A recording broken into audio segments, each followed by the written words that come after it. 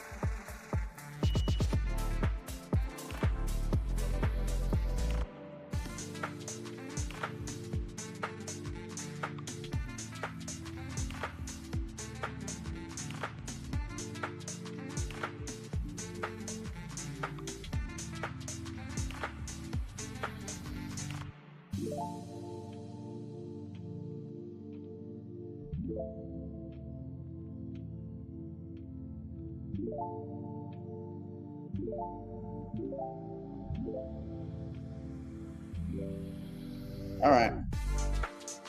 All right, all right. Put that music down to a manageable volume. There we go. There we go. All right. Hello. Hello. Hello. Hello. Hello. Hello. Hello. Hello. Hello. Hello. I wonder where are we at? 93.6. Okay. Nice little 2% day. You know what? We'll take it. That puts us up on the 30-day and almost up on the week. Because remember, this time last week, we were a little higher, but only by a skosh. Ethereum was around 3,300, if you recall. 3,200. Yeah. So it's making a bit of a recovery. Yeah. So that's where we be. That's not terrible. There's been worse places to be on the 13th. Let's see. How do you keep your couch from getting shredded? Barry, that's a good question. I don't keep it from getting shredded. I have insurance on it. You can pay the place where I got it. You can pay an extra 10% and you get insurance on the furniture. So when it gets too destroyed, I just call them, and usually it's just like they'll bring cushions or whatever. They'll do it like one time. They'll do like a major replacement. If it's a technical thing, like, you know, a spring or that kind of stuff, they'll fix that forever. But they'll replace like surface type stuff one time. So I just wait until it gets really shredded, and then I bring them out, and they're like, "What did this?" And I was like, "Well, I don't know. Maybe it was guests." And they're like, "Do you have guests that chew on your couch?" Yes, I do. I indeed do. And in LA, that's not weird. That would be like a thing. Like, oh, guests that chew on couches. Yeah, that's like a kind of party that we have. Hello, hello, hello. All right. Yeah, so the Bitcoin's up a little bit. That's kind of cool. What does that do? Actually, interestingly, disconnect this one. What does that do to IBIT? Let's see. Let's see.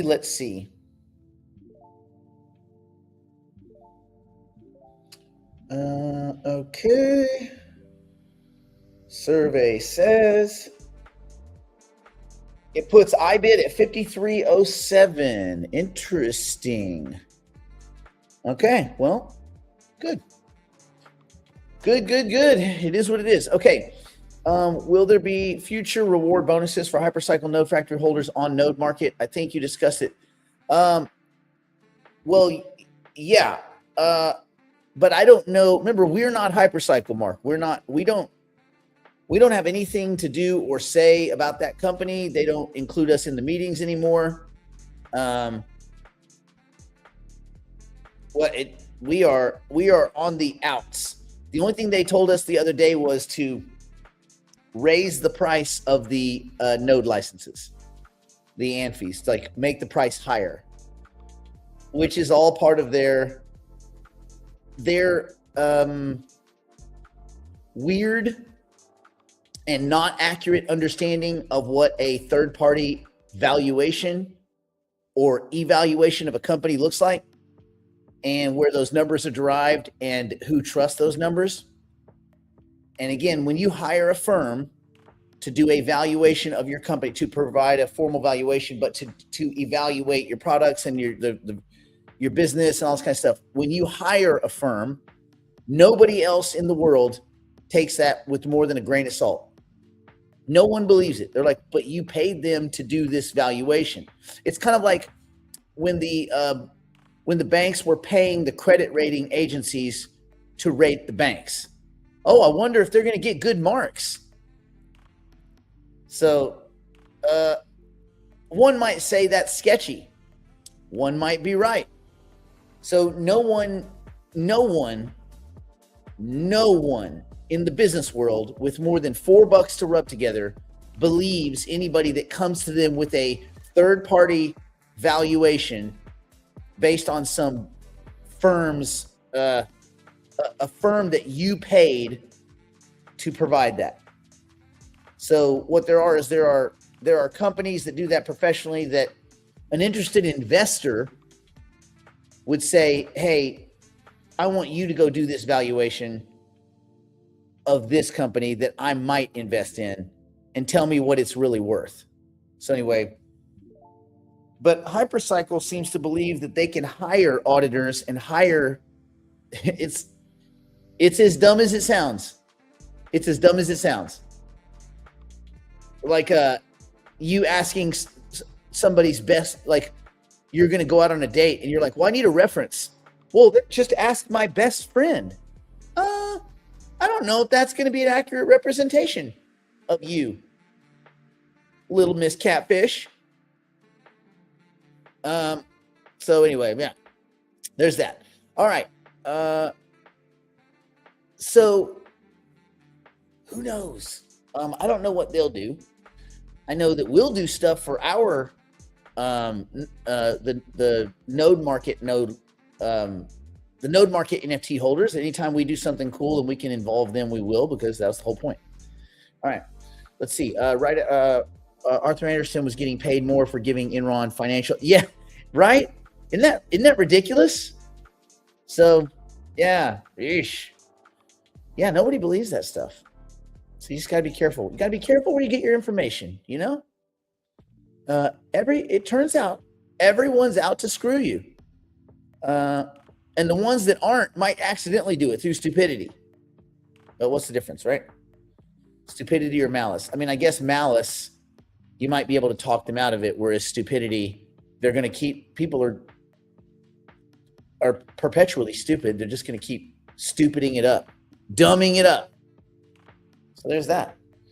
All right, what else is going on? What do we got? Let's see. Anything else that was interesting? Cardano. These privacy coins, man, the behavior in privacy coins is so stupid. Look at, Monero, up 50%. Does that make any sense? Or does that seem incredibly suspicious? Yep. Large market cap projects don't experience 50% moves when things are normal or things are legal. They just don't. So when you see 51% on the week, 16% on the day, immediately a red flag should go up. Yeah, it's incredibly suspicious. And I would assume that a lot of these companies are trying to get all their basically quasi-criminal behavior out of the way before these new kind of laws and stipulations come in with the Clarity Act. Because I think most of these dudes would end up in prison doing the kind of stuff that they're doing right now, the wash trading, the sketchy, the pumps and all this kind of stuff.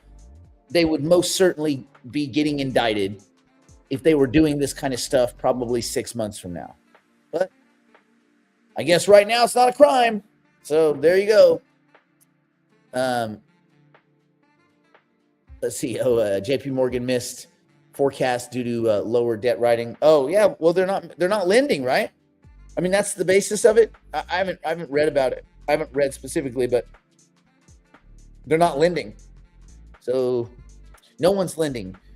You know, banks, which are the real central banks, when they see that the economy sucks, they don't lend. They don't say, oh, well, the Fed's going to cut rates.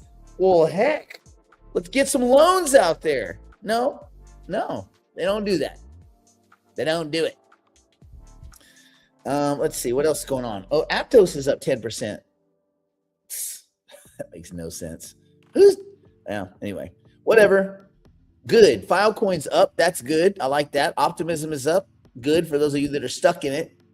I took my hit on that and just went on down the road. Arweave is up a little bit. That's good. It's just kind of, Arweave just sits at like the $3 to $4 level. I don't know that I have any left. I think I booked all my losses on that. I was losing, then winning, then losing, then I think I took my Arweave, put it into Aptos, and then summarily lost all that. Or no, not Aptos, Aster. And we just been stuck here at like 70 cents for a while. But yeah, I got punished on that. Yeah. C'est la vie. C'est la vie. Hypercycle. Ooh, up to it's almost a penny, you guys. Look who's almost a penny. Okay, so that's what's going on in Los Mercados. See what that price change is. We'll see what that price change is.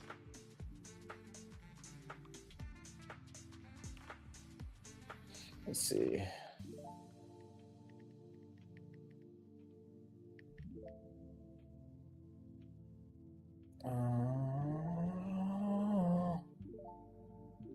Okay, so 52.89 on IBIT.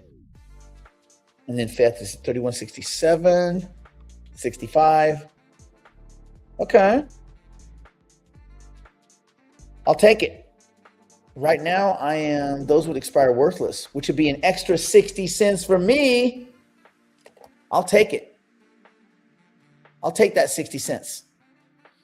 That'll help me pay for all this cleaning I have to do over these cats. It's cat cleaning. 50 cents of cat cleaning. Okay, what else is going on? I mean, macro. What's going on in the macro? Let's take a look. All right. The inflation breakdown for December in one chart. That doesn't look new. But let's see where the areas they say were. Consumer price index rose 2.7% in December. Unchanged from November, according to the BLS. Tariffs put some upward pressure on prices for consumers, economists said. Well, if tariffs put upward pressure on some prices, but the CPI did not raise, it's unchanged from November, I'm curious where they got these numbers. The data is somewhat difficult to decipher due to distortions caused by the recent government shutdown. Okay. The inflation rate for consumer staples like food and electricity remains slightly elevated.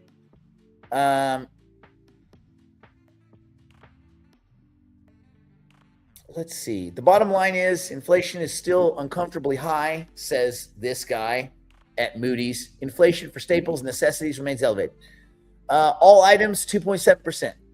And that's year over year, not on the month. Food at home, up 2.4%. Cereals, bakery products, 1.5%. Meats, poultry, fish, and eggs, up 3.9%. Oh, that's a big one. Non-alcoholic beverages and materials, up 5%. Oh, here's where the numbers come in. Gasoline is down 3.4%, but electricity is up 6.7%. Piped gas service 10.8%. You don't think these companies are putting the wood to people right now? That's sketchy, dude. That is sketchy. Some of the other big ones: motor vehicle maintenance and repair. Why? You're not selling as many cars. You got to jack up the prices in the service center, don't you? People got to make the cars last longer. So that's up 5.4%. Medical care services, 3.5%. Rent of primary residence, 9%. So not up very much. Medical V insurance 2.8. Airline fares down 3.4. Oh. Tobacco and smoking products up 6.8%. So the big gainers were vehicle service and repair, tobacco, piped gas service, electricity. None of these things are tariff related. I mean, piped gas service, where are we piping it from? Zimbabwe? I don't think so. I think that's all right here. So electricity, piped gas service, tobacco and smoking products, motor vehicle repair and maintenance. I mean, you could make an argument foreign tobacco is, I don't know, where does tobacco come from? Do we not have companies here in America that make tobacco products, or that all comes from everywhere else? So people are smoking, people are depressed, they're paying more for their vehicle maintenance and repair. Maybe maintenance and repair, why would you argue? Because tariffs have impugned higher costs on replacement parts for non-US made vehicles. I think what they're referring to is service, like service center time and all that kind of stuff. And I mean, these all sure seem like levers that are pressed and twisted inside the United States. None of that really looks like tariff inflation to me. I don't know, man. It didn't, to me. That doesn't seem like tariffs, man. That seems like to me a very bad read of what tariffs are. And if the argument is that most of these things made right here in the United States, these four little categories that went up, is because tariffs, that's a pretty weak argument. That's this guy at CNBC trying to take a stab at tariffs. Trump attacks Powell amid Fed incompetence fears. Trump said, incompetent or crooked? Ugh. And of course, JP Morgan Chase says that the banks could fight Trump's credit card rate cap. Think about this for a second. You want to see how dirty these banks are? I want you to sit back and think about this. JP Morgan Chase CFO Jeremy Barnum, no one cares, said the industry could fight President Donald Trump's demand for credit card price controls. Say, okay. Banks and industry insiders say a proposed 10% cap on credit card interest rates, which, by the way, have you guys seen when they repealed Glass-Steagall, which basically held those credit cards within margins? You see rates now that are up near 30%. 30%. And that crap is calculated month after month after every month you're hit with that. This is the dangerous side. Like, if there was a guaranteed 30% return on your money, is there anybody here right now, if it was a guaranteed 30%, that you wouldn't just hand them all your money and be done with it? You're like, oh, 30% guaranteed? You will guarantee me 30? I'm out. I am freaking done. This is the opposite of that. Only it's 30%, which is way over 30% because it compounds monthly. Well, it's actually compounding daily, isn't it? That's how it works. This is a good thing. These scumbag credit card companies shouldn't. If I gave someone a 30% loan and then went and took their stuff, they would arrest me for strong arm robbery. They'd say I was running a mob enterprise. So Trump wants to limit that. Who would take out credit card debt? Good question. Everybody that has a credit card. Go and look at your statement. Go and look at almost every one of your cards and see what the rates are. It's in the mid to high 20s. Every now and then you get 119, a little teaser rate at 12. They are all ridiculous. Doesn't matter how good your credit is. Does not matter. So anyway, Trump, there's a proposed 10% cap on credit card interest rates that would result in fewer credit card accounts. Well, basically banks are saying, well, fine, we're not going to give out as many credit cards if we can't give out the credit cards that have the 26, the 27, the 29% interest, which would cause a dip in spending and hurt the U.S. economy. That's banks' argument. Listen, if you don't let us steal from people, the economy's going to suffer. Oh, really? You mean people won't be buying stuff they can't afford with credit cards they'll never pay back to a bunch of scumbag bankers that break the law every chance they get? Oh, man, that would be awful. Imagine if you had to, be able to afford the stuff you bought. How crazy that would be. And that you don't get these kind of usury fees charged against you that are like, crap, should be illegal, dude. Anyway, the banks say, our belief is that actions like this would have the exact opposite consequence to what the administration wants for consumers. Oh, really? How is that a bad thing? Tell me. Let's see. If you wind up with weakly supported directives to radically change our business that aren't justified, you have to assume that everything's on the table. None of that has anything to do with you guys are effing over everybody with a credit card and you're okay with it. You're just like, oh, screw them. They shouldn't have used that credit card if they didn't want that 29%. The JP Morgan Chase representative was responding to questions about whether banks would choose to litigate to block Trump's demand made late Friday that card companies cap interest rates at 10% for a year. Last year, the industry successfully fought efforts by the Consumer Financial Protection Bureau to cap card late fees.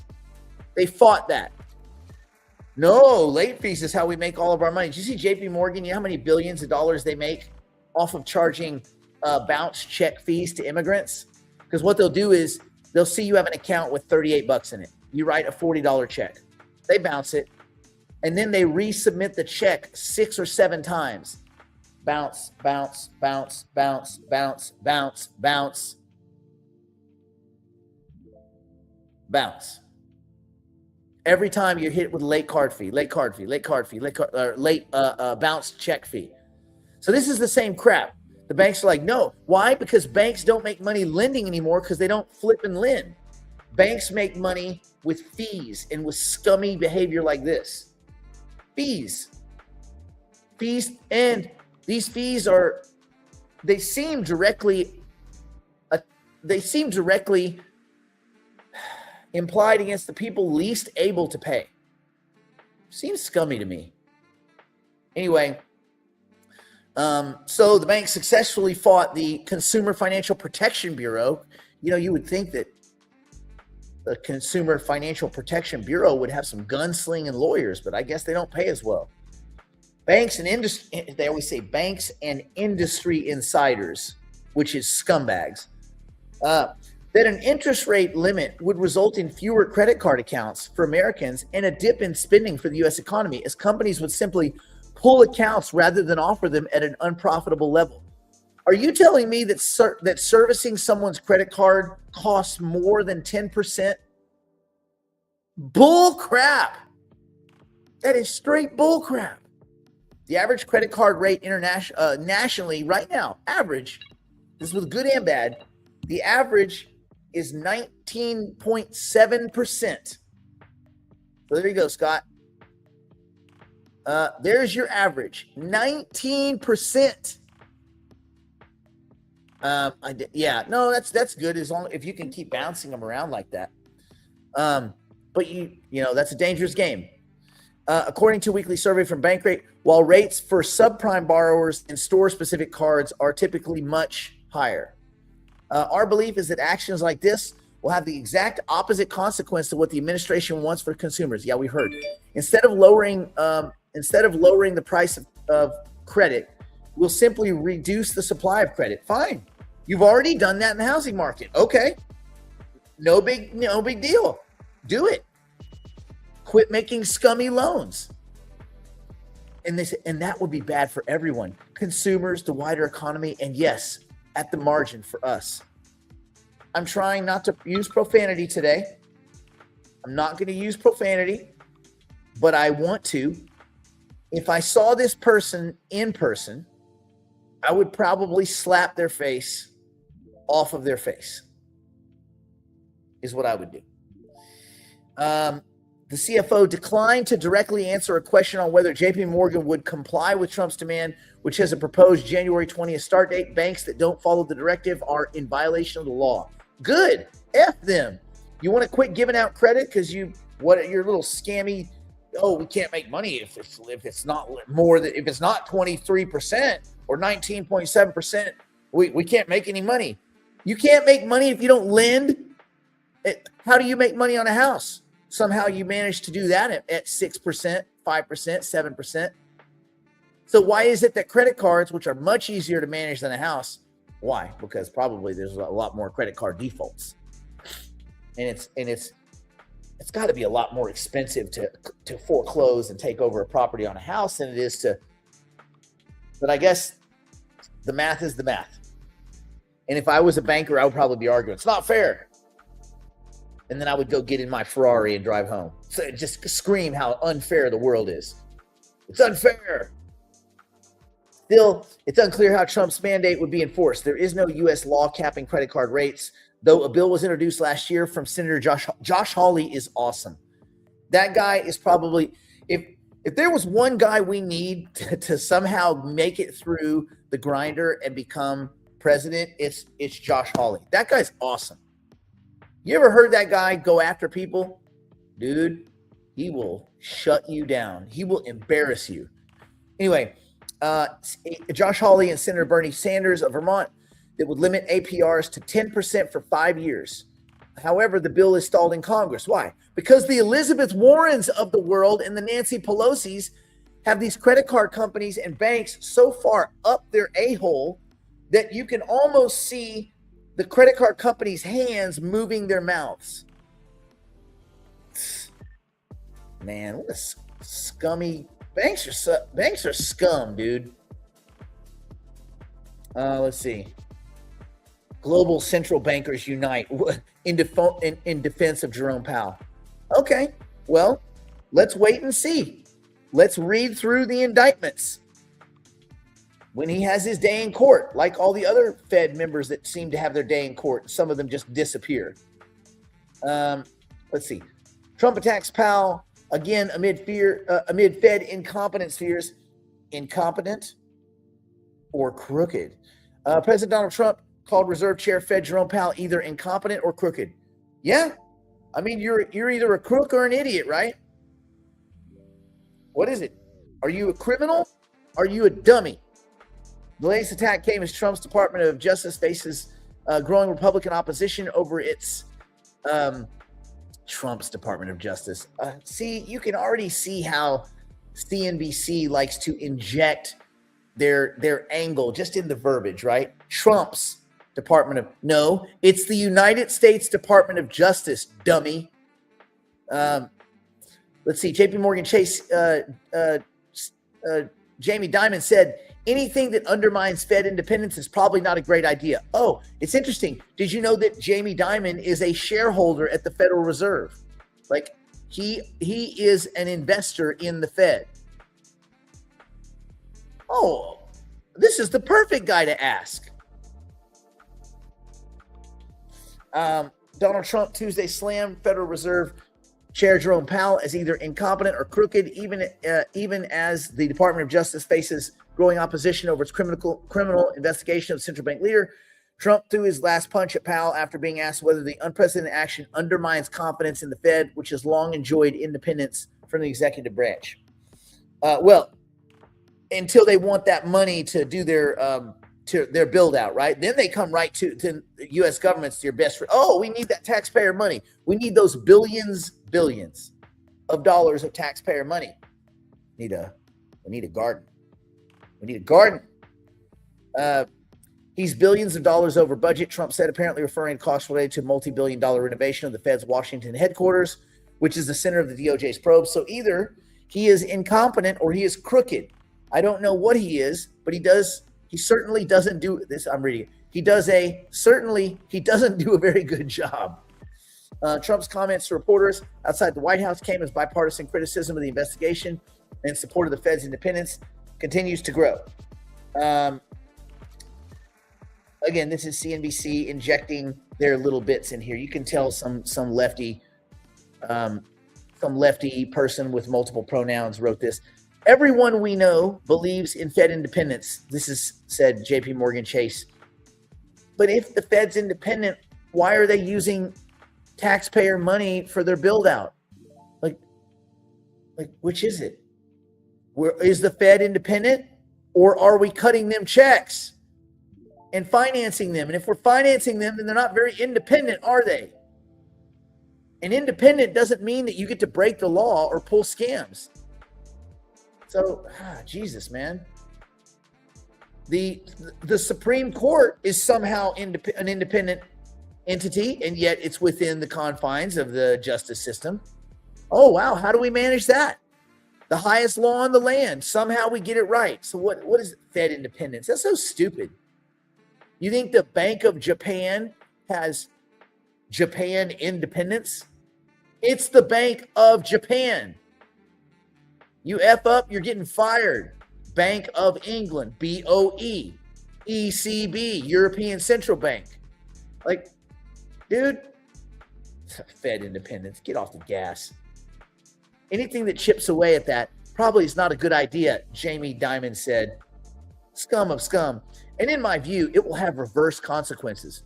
This guy's not, a lot of times I hear Jamie Dimon talk and he's just not that clever.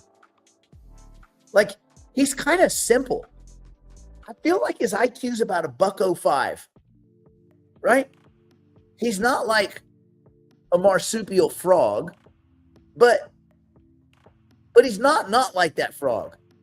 Anyway, and in my view, Jamie Dimon, it will have the reverse consequences. It will raise inflation expectations and probably increase rates over time. Expectation theory is false. It is provably false. It has never been a thing. It's only a thing for dummies. That's the whole thing. Expectation theory, this idea that if you think inflation's coming, inflation just comes because you make it come. Because you run out and you buy stuff really quick. Because you got to hurry. Hurry, go buy stuff because inflation's going up. Buy everything you can because inflation. It's not, it is provably false.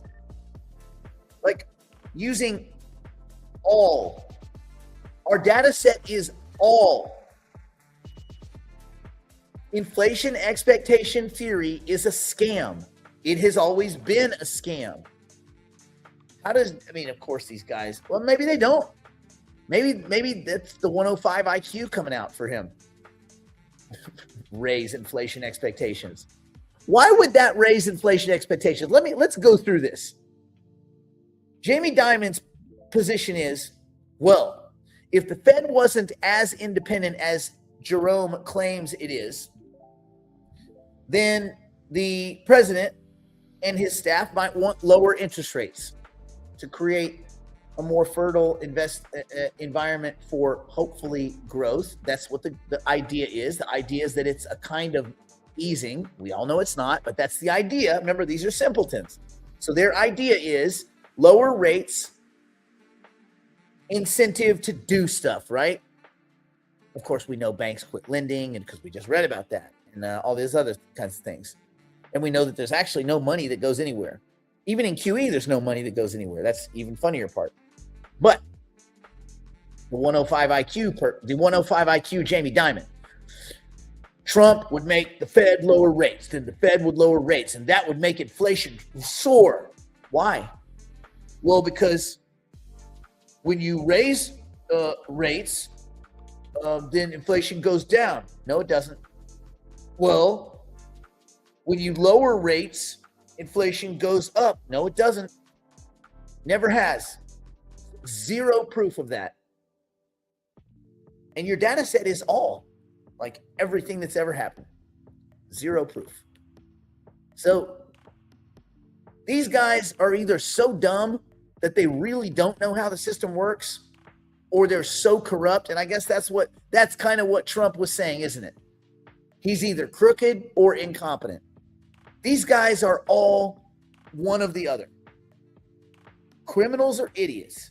The whole pile of them. Criminals or idiots. Jamie Dimon's one of the worst.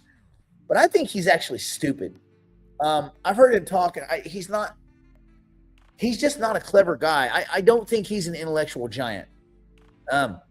Dimon's remark echoed similar concerns from a slew of Republican lawmakers, including some who are reliable supporters of Trump.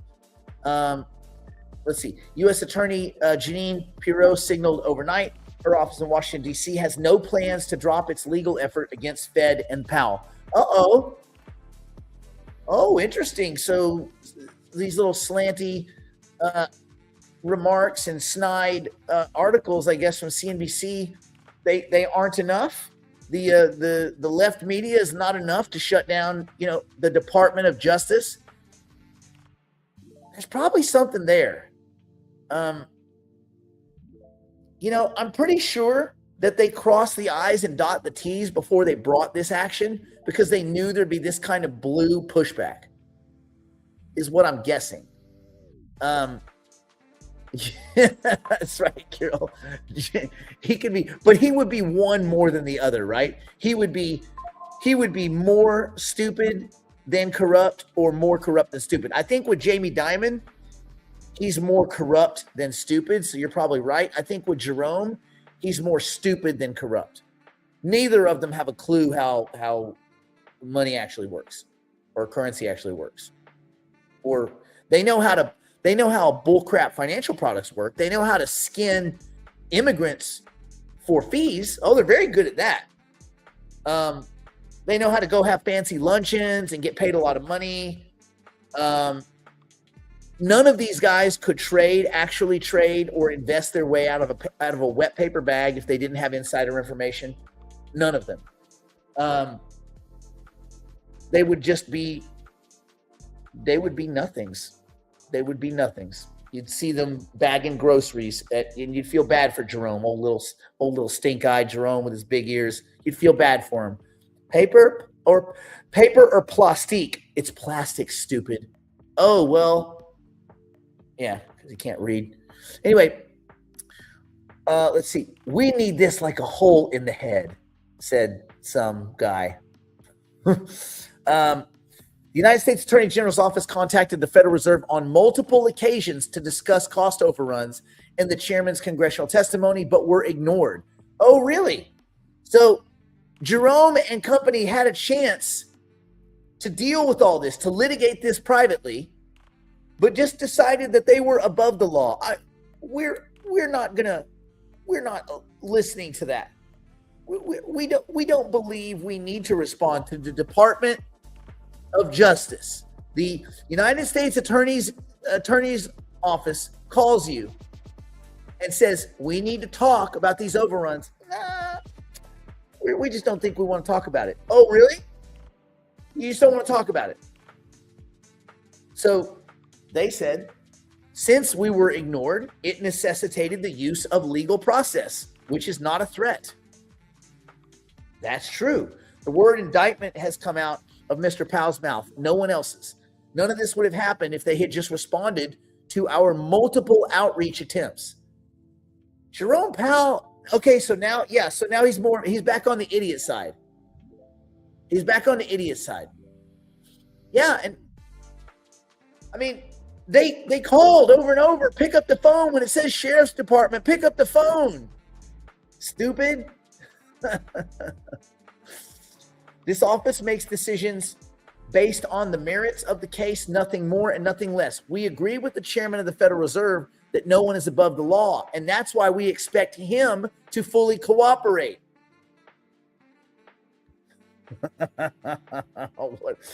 Man, Jerome is just embarrassing himself. I guess he's just gonna go on the talk circuit and I was treated unfairly. Let me tell you how I was treated unfairly. Let me tell you how. Shut up, dude. Shut up. You're not going to win a Nobel Prize for rewriting the past, like fireman Ben Bernanke, who screwed everyone and then wrote about it, and then got a Nobel Prize for writing about how he screwed up the economy and how all those guys were idiots. Subprime is contained. Bunch of morons, dude. These central bankers are something, aren't they? Central bankers. Nothing central. It's not even, the Fed's not even a bank for the sake of the United States. As far as the United States is concerned, the Fed's not a bank.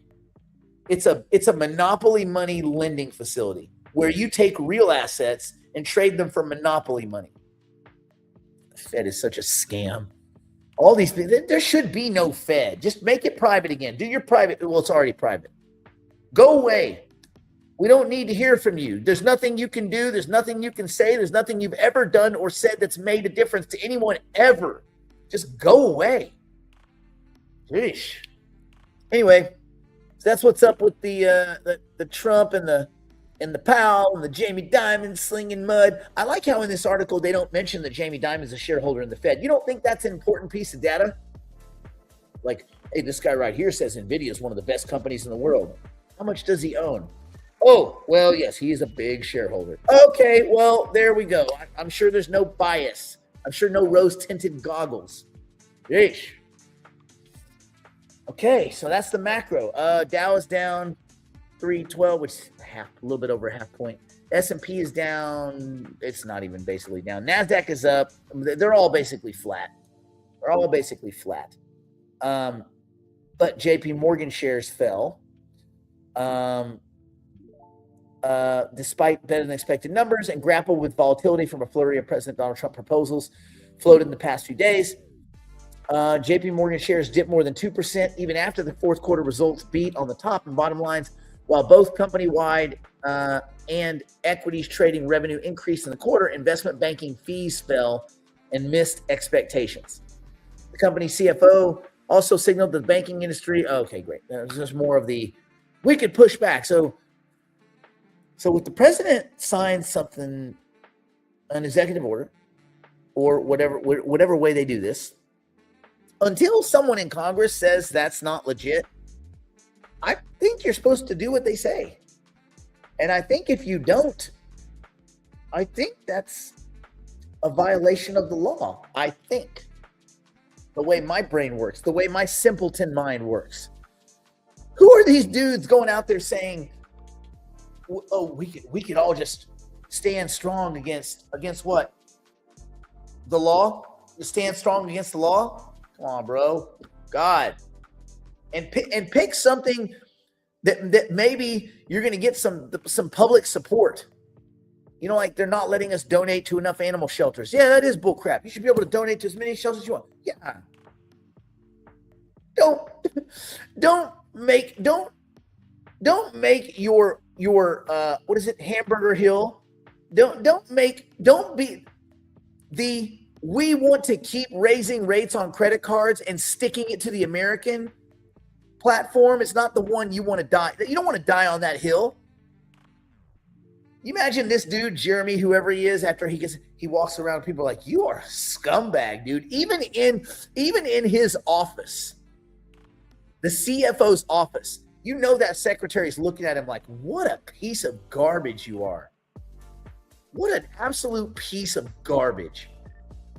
Oh, this idea of locking credit card rates to just 10%, which I think is still pretty freaking high. To only 10%, it's not fair. We can't make money. Well, then you can't make money, Jeremy. Then you're too flippin' stupid to make money. You don't know how to. Maybe you shouldn't be the CFO of JP Morgan Chase if you can't make money at 10%. If 10% doesn't count as money for Chase, we can't make 10%. We can't make it. We just can't do it. Can't do it. What do you mean you can't do it? We'll go bankrupt at 10%. Why? I have a Ferrari yacht that has a Ferrari boat that holds a Ferrari. I can't get that with 10%. I need 30%. All right. No, I get it.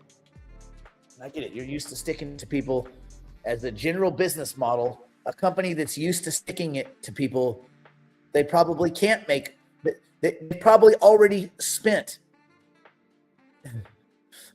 I'll bet you money. This guy, Jeremy, I'll bet you he has some credit card debt. I'll bet you. I bet you he used a credit card the last couple days and he hasn't paid it off. Old Jeremy. Old gentleman Jeremy. Anyway, so that's what we got. That's the macro. Nothing super exciting.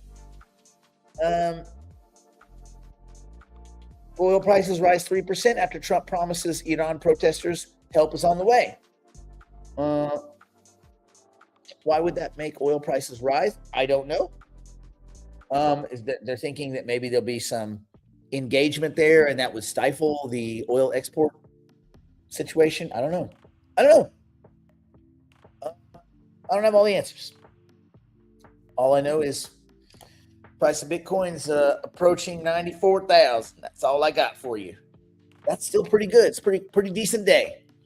We'll see if it holds. See if there's any legs to this thing. We'll see if the Monero idiots keep buying Monero. What a bunch of dummies. Like, think about that. That means, look at this market cap real quick. Your market cap is 12 billion. Are you telling me that in the last week, 6 billion in new money came? I don't know, it's not directly that because it's not the whole circulating supply. Let's look. Oh no, it's all out there. It is all out there. So in the last week, $6 billion came into Monero. Bull crap. This, my friends, is a scam.